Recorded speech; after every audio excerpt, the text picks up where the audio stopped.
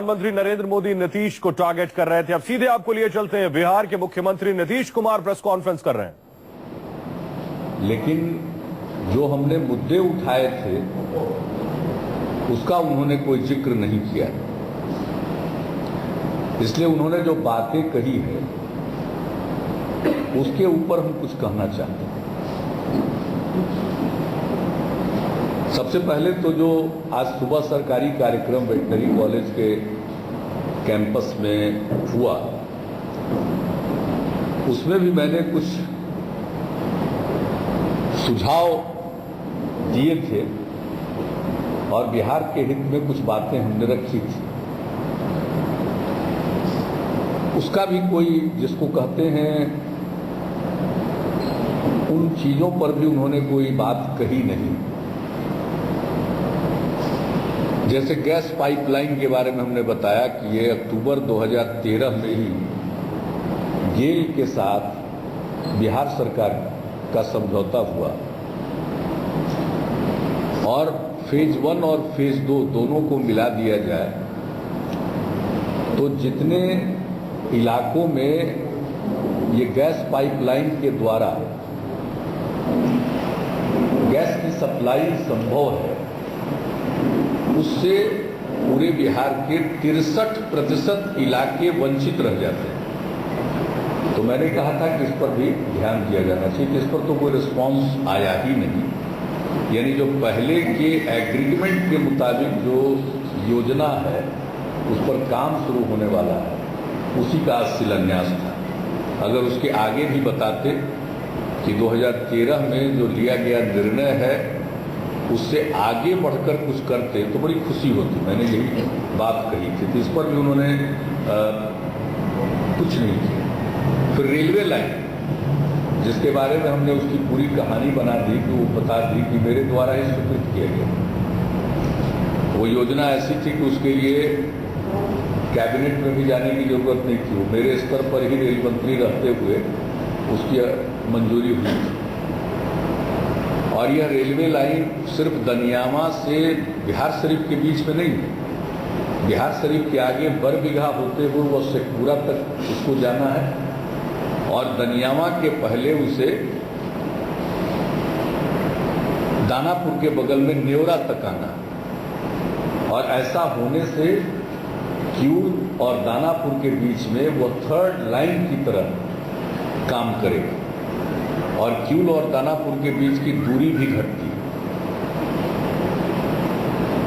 तो मैंने कहा था कि बाकी हिस्सों में भी काम होना चाहिए। ये हिस्सा तो ऐसा था कि बहुत पहले अधिकांश इसके काम हो चुके थे, लेकिन बाकी के हिस्सों में अब जैसे दनियामा नेवरा के बीच में पैसे का कोई अलॉटमेंट नहीं किया गया। बिहार शरीफ से बरबीघा में भी कोई खास अलॉटमेंट नहीं। रेल विकास निगम को काम दिया गया, तो उनको अगर पैसा दिया जाएगा तभी तो वो बना पाएगा।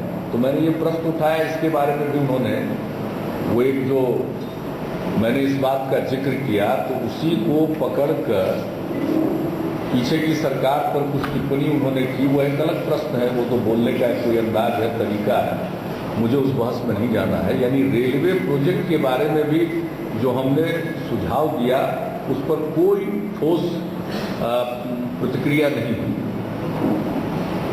अब इसके बाद जो बिजली के संबंध में दीनदयाल उपाध्याय ग्राम ज्योति योजना का उन्होंने आज जो शिलान्यास किया पूरे देश के लिए, हमने यह भी बता दिया कि बिहार में पहले से ही ये काम चल रहा है।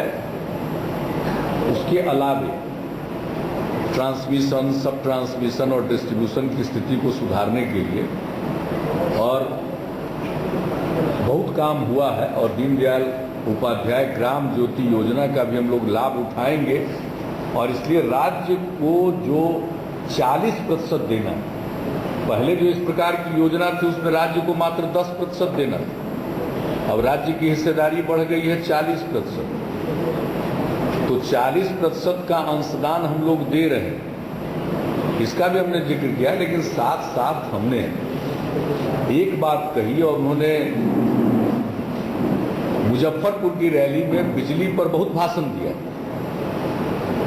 हालांकि जब वो बोल रहे थे तो कोई रिस्पांस उनको नहीं मिल रहा था, क्योंकि लोग महसूस कर रहे हैं कि बिजली की स्थिति में सुधार आया। उस पर हम आएंगे, लेकिन हमने एक बात कही कि बरौनी के रिनोवेशन और मॉडर्नाइजेशन का काम और उसके विस्तारीकरण का कार्य जो चल रहा है, 110 मेगावाट की 2 इकाई का जीर्णोद्धार और 250 मेगावाट की 2 इकाई का निर्माण, तो वेल को काम दिया हुआ और वेल समय पर काम नहीं कर रहा। Bharat heavy electronics limited BHEL 13 बार उसने अपना समय बढ़ाया है।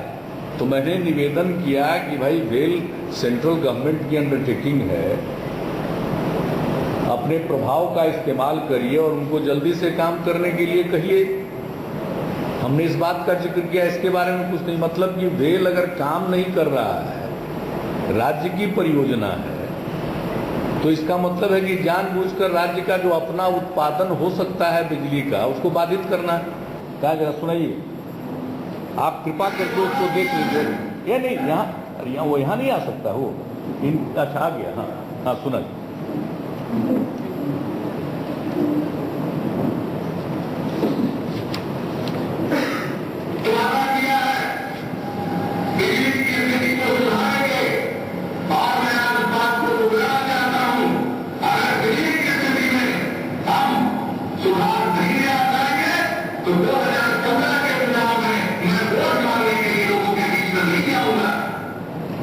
मैंने यही बात कही है 15 अगस्त 2012 को।